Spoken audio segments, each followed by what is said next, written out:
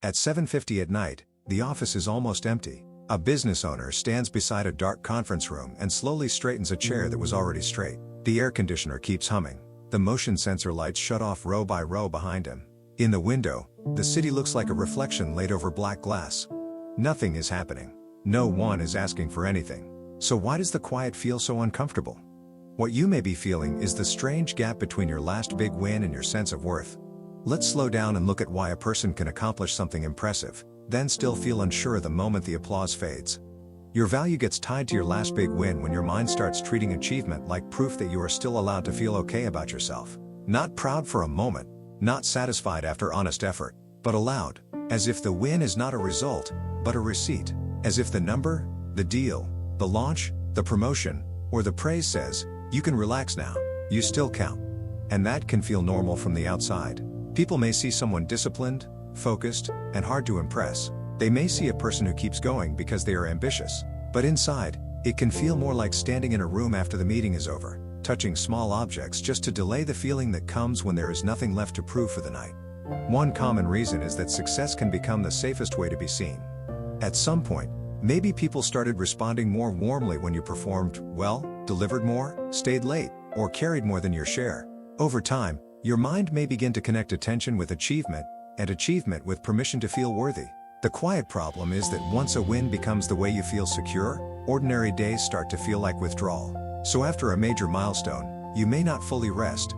You may start looking for the next proof before the last one has even settled. There's also a quieter reason. Big wins are often easier to measure than inner peace. A deal either closes or it doesn't. A number goes up or down. A client says yes, a partner replies, a room claps, a dashboard turns green. But feeling grounded inside is not as easy to track, so the mind may reach for what can be counted. You may tell yourself you are only being practical, but what is really happening is more tender. A clean result gives you a short break from a deeper question. For a little while, the win answers, "Am I enough?" before the question finds its way back.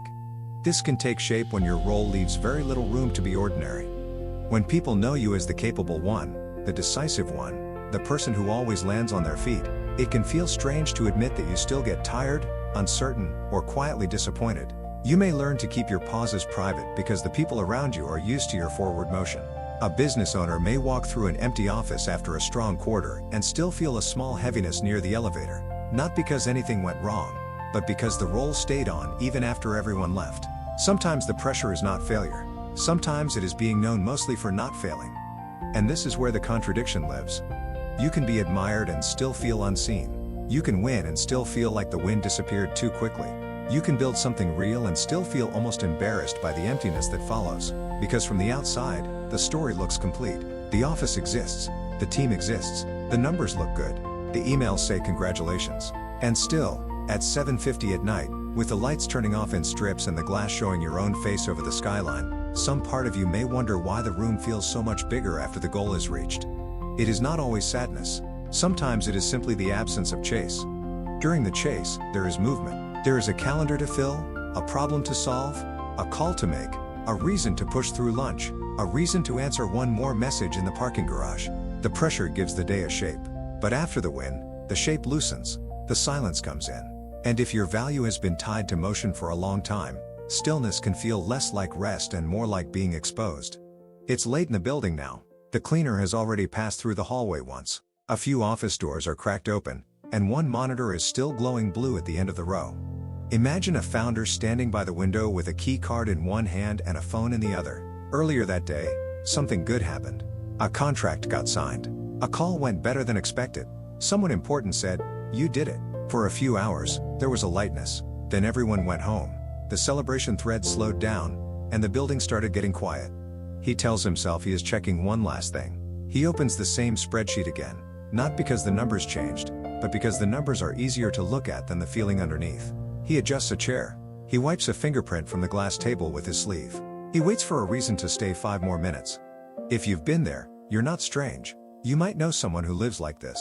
This is what it can look like when your value starts depending on the most recent proof that you are doing well. The ache is not loud. It does not make a scene. It just asks, what am I without the next thing? And because that question feels too wide, the mind reaches for something small. A chair, a spreadsheet, a message, a calendar invite. A final walk through a room where no one is watching. A gentle place to begin is separating the result from the person who created it. Not with a big speech in the mirror, just with one quiet sentence at the end of the day.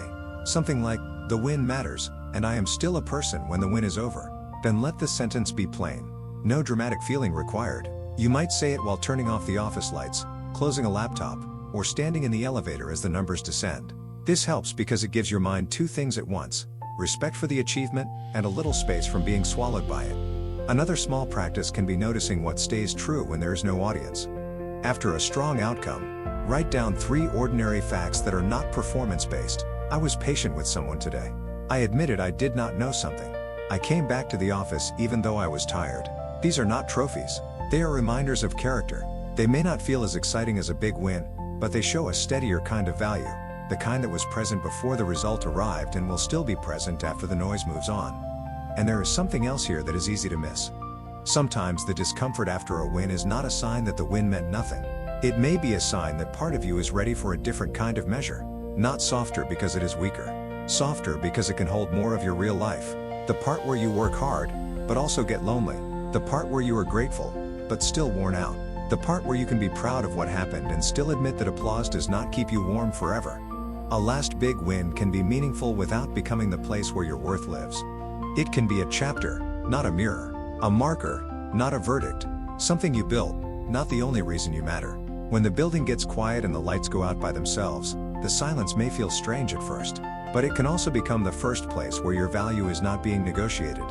This is for people who look successful on the outside, but keep checking inside. You are not only the deal that closed, the number that rose, the room that praised you, or the version of yourself that everyone claps for. There is a person underneath the proof. And that person is still there at 7:50, in the low hum of the air conditioner, before the next win has a name.